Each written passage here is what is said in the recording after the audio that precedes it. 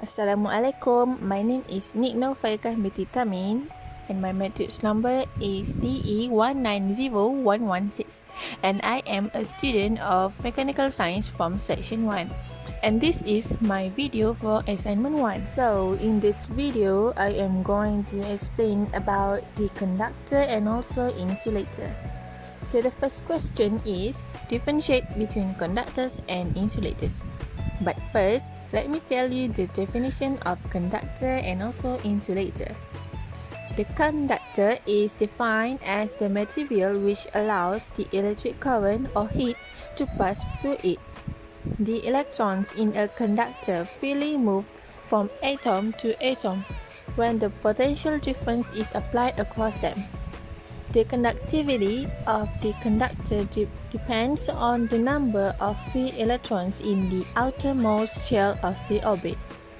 The conductivity of the material is directly proportional to the number of free electrons. Next, the definition of insulator. Insulator is the materials which do not allow the electric current or heat to pass through it. The covalent bond between atoms of an insulator is very strong. Thus, the electrons or charges do not move freely.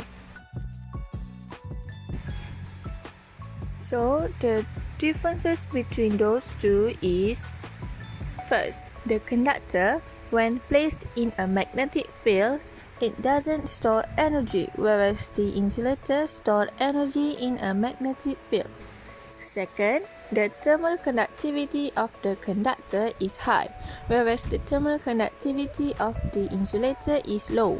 Third, the resistance of the conductor is very less, and hence, the electrons freely move from atom to atom, and the resistance of the insulator is very high.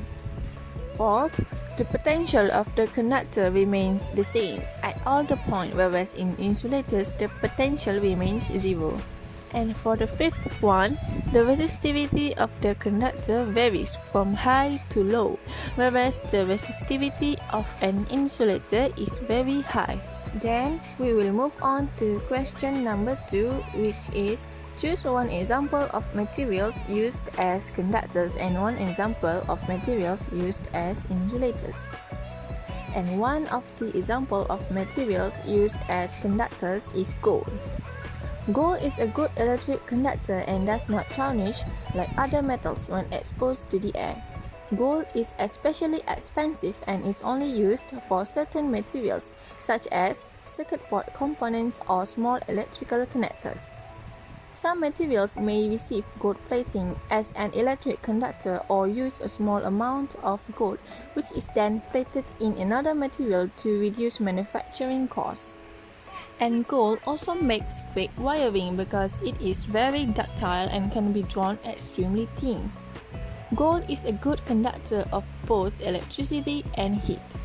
There is a relatively larger gap between the valence electrons and nucleus, which causes the nuclear attraction to decrease. Next, one of the examples of materials used as insulators is rubber. Elasticity, resistance to water, and electrical insulation are the most common benefits that are afforded by the properties of rubber. Electrons in rubber molecules are tightly bound and usually require a lot of energy to break apart.